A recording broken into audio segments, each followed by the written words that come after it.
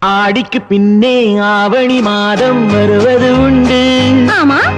அல்லியின் மலரை சந்திரன் தேடி அணைவது உண்டு. ஆமா.